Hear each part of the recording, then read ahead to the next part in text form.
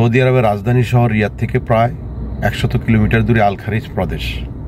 রিয়াদস্থ বাংলাদেশ দূতাবাস প্রতি মাসেই কোনো না কোনো শহরে গিয়ে প্রবাসী বাংলাদেশিদের পাসপোর্ট সংক্রান্ত বিভিন্ন বিষয়ে সেবা দিয়ে থাকেন।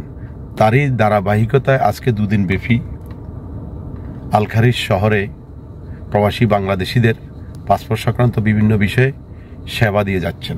পাসপোর্ট সংক্রান্ত বিভিন্ন বিষয়ে কনসুলেট সেবা নিতে আসা প্রবাসী বাংলাদেশি এবং বাংলাদেশ কমিউনিটির বিভিন্ন ব্যক্তিদের সুবিধা ও অসুবিধার বিষয়ে মতামত জানাবো RTVর মাধ্যমে।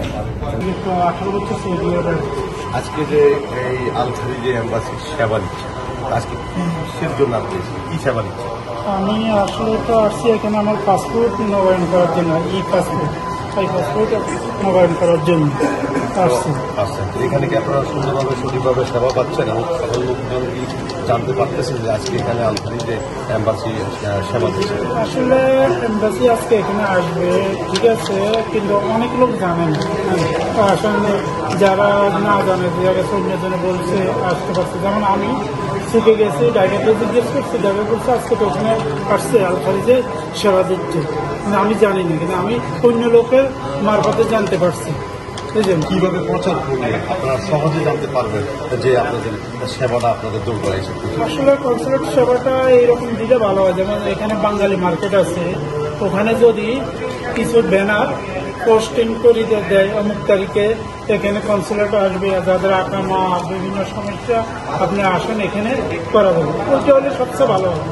মনে হয় ওনারা এভাবে না এসে কমিউনিটির সবাইকে যারা অন্তত জানতে পারে সেই ব্যবস্থা করে যদি আসেন, তাহলে দূর দূরান্তে অনেক মাঝরাতে যারা বাস করে তারা অন্তত জানতে পারে। এখন ওনাদের প্রচারণার অভাবে দেখা গেছে যে হাজার হাজার মানুষ এই সেবা থেকে বঞ্চিত হচ্ছে। আমি এমবাসির কাছে আবেদন করব ওরা যাতে অদূর ভবিষ্যতে আল খারিজে আসার আগে কমিউনিটির সবাইকে, এখানে কারা কারা প্রবীণ আছে কমিউনিটিতে আছে, সবার সাথে অন্তত যোগাযোগ মেনটেন করার চিন্তা ভাবনা করেন, বা যাদের সাথে যোগাযোগ করেন তাদেরকে বলেন যে আল খারিজে কারা কমিউনিটিতে আছে এবং ব্যবসায়ী আছে, সবার সাথে যোগাযোগ করে তারা যাতে অন্তত এমবাসি আসার ব্যাপারটা, এমবাসির সেবা যাতে সবাই পায় সেই ব্যবস্থাটা করেন। আমার নাম রবিউল হোসেন, আমি জাস্ট বছর। আপনি কি কাজ করেন? এবং আমি যায় ডেলিভারি লাইনে কাজ করি। এম্বাসি যদি কিভাবে দূতাবাস প্রচার করলে আপনাদের উপকৃত হবে এবং আপনারা জানতে পারবেন যে আজকে কনসুলার সেবা দিচ্ছে, আবার আপনারা সেবা দিতে পারবেন? আল খারিজে ভালো ভালো ভালো ভালো জায়গা আছে, যে 30-40 বছরের জায়গা আছে, সবাই চিনে, এক ডাকে চিনে। যেরকম আপনি এখানে কোন ঢাকা হোটেল, ভালো একটা জায়গার নাম কোন, সবাই চিনে। এই জায়গা বেড়া আসলে আমরা সেবা হইবেন, সবাই আইসা 10 মিনিট সবাই আইসা দেবো, এই জায়গা সবাই চিনে। এখন আমরা ওই থাকেন অনলাইনে, হ্যাঁ অনলাইনে দিচ্ছি, এক জায়গায় বসে থাকি। এখন আমরা আমি চিনি, আমরা খালতো ভাই মামতো ভাই, এখন আমরা সেবাটা আমি পাইছি, আপনি আমার সেবাটা পাইছেন, এরকম। তা আমরা তো কেউ চিনি না, আমরা সেবা কমতে কম। তা আমরা সেবা লাগছি না, তো আমরা সেবা কোনো কিছু নাই।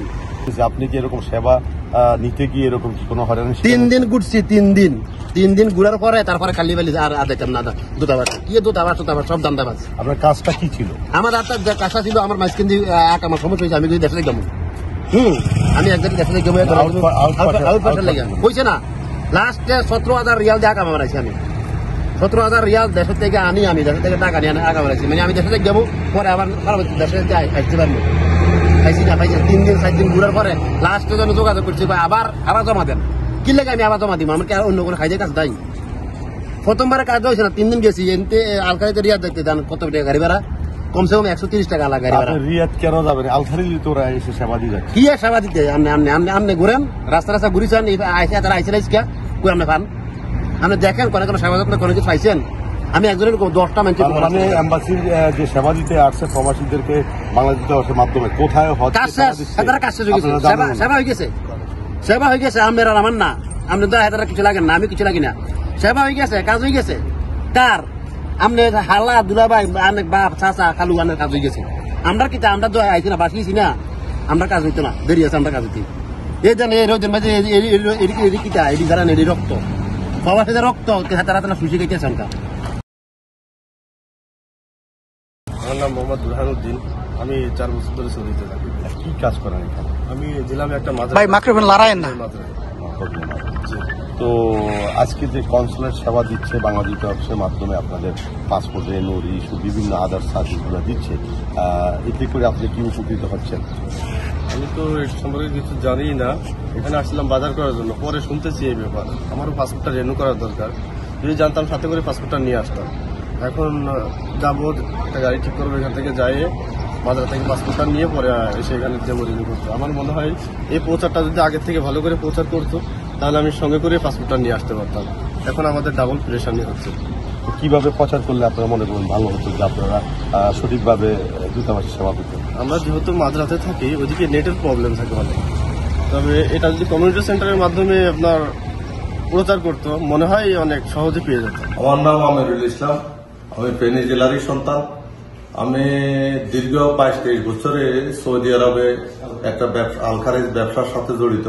তো আজকে যে বাংলাদেশ দূতাবাসের মাধ্যমে আল-খারিজ এই প্রদেশে প্রবাসী বাংলাদেশিদের সেবা, প্রবাসীরা কতটুকু উপকৃত হচ্ছে?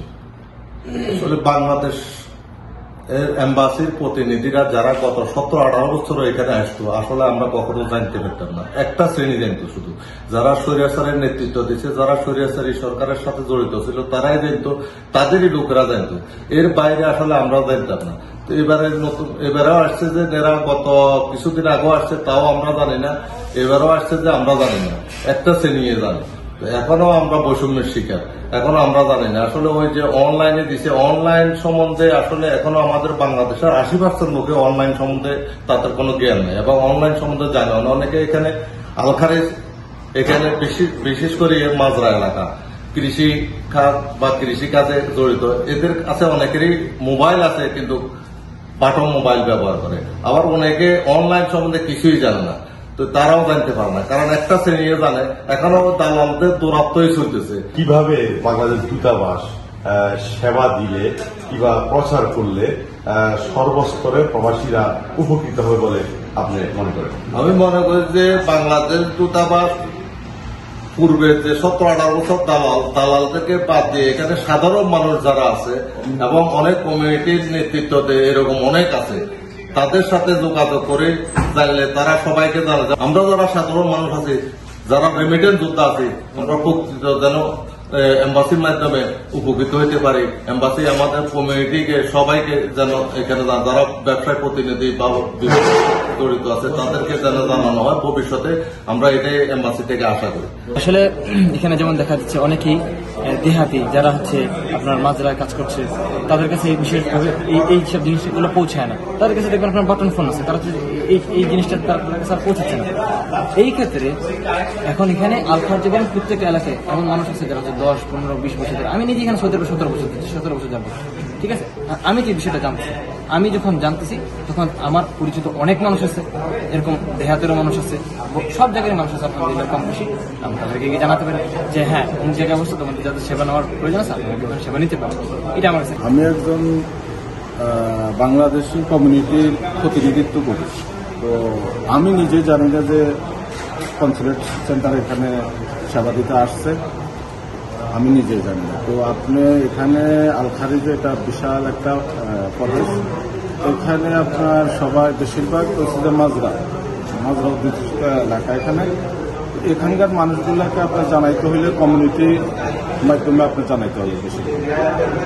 তো আমি নিজে জানি না, তো আমি কিভাবে জানাবো? আপনি মনে করেন যে কিভাবে প্রচার করলে সকল প্রবাসীরা এম্বাসিতে দূতাবাস কনসুলেট সেবা সঠিকভাবে পাবে? আসলে এখানে কাজ করতে হলে কমিউনিটির মাধ্যমে এবং বাংলা মার্কেট যে আছে, এখানে আমাদের বাংলাদেশি মানুষরা যে আসে এখানে বাজার করতে, এখানে ব্যানার দিতে হবে, এখানে লিফলেট বা কমিউনিটির মাধ্যমে এটা জোরালোভাবে এটা প্রচার করতে হবে। গত 17 বছর যাবৎ এটা বৈষম্য শিকার হইতেছিলাম যে বাংলাদেশ কনসুলেট থেকে। আমরা সেবা কেন্দ্র থেকে কখনো সেবা এরকম বাজে পাইনি। যারাই প্রতিনিধিত্ব করে সবাইকে অ্যালাউড করার দরকার, সবাইকে অ্যালাউড করে সুন্দরভাবে সবাই যেন সুফল ভোগ করতে পারে। আপনি দেখেন এখানে সবাই বসে গেছে, আপনি দেখেন এখানে কোনো মানুষ আছে? আপনি আমাকে উত্তর দেন। আপনি সাংবাদিক হিসেবে আপনি এখানে দেখেন, এখানে কোনো আছে, এখানে কোনো সিঙ্গেল আছে? আমি যদি মিথ্যা বলি আপনি প্রমাণ করতেন। আমরা যদি এটাকে প্রচার করতাম, আমরা যদি ভালো করে এটা তুলে ধরতাম, আজকে এখানে লাইন থাকতো, মানুষ সুফল পাইতো। বাংলাদেশের অর্থ যে এখানে ব্যয় করা হইতেছে, এটা সুফলে আমাদের রেমিটেন্স যোদ্ধাদের কল্যাণে আসতো। আমি মনে করি এটা নিয়ে আরো আপনারা জোরালোবাজ RTV এবং সম্পূর্ণ সব মিডিয়াকে এটা বিরুদ্ধে রুখে দাঁড়ানোর জন্য এবং এগুলার এই বৈষম্যের বিরুদ্ধে রুখে দাঁড়ানোর জন্য আমি আহ্বান করছি। সবাইকে ধন্যবাদ, RTVকে ধন্যবাদ। বাংলাদেশ কনসুলেট যে সেবাটি দিয়ে যাচ্ছে আজকে দুদিন ব্যাপী আল-খারিজে, এতে করে প্রবাসীরা অনেকেই জানেন যে আজকে আল-খারিজে বাংলাদেশ দূতাবাসের অধীনে ওনারা সেবা পাচ্ছে কিংবা সেবা নিবে। কিন্তু যারা সেবা নিতে এসেছে এবং প্রবাসী বাংলাদেশ কমিউনিটি সকলেরই একটাই দাবি যে যাতে করে এই প্রচারণায় এবং সেবার ক্ষেত্রে কোনো রকম বৈষম্য না থাকে। প্রত্যেকটা প্রদেশী প্রত্যেকটা কমিউনিটির লোকদেরকেই অবহিত করতে হবে দূতাবাসের মাধ্যমে, অনলাইনের মাধ্যমে, যাতে করে কমিউনিটির মাধ্যমে প্রচার হয়, সকল প্রবাসী বাংলাদেশিরা সঠিকভাবে সুন্দরভাবে পাসপোর্ট সংক্রান্ত বিষয়ে সেবা পায় এবং উপকৃত হয়। সৌদি আরবের রিয়াদ থেকে সোহরাব হোসেন লিটন, রিয়াদ প্রতিনিধি, RTV।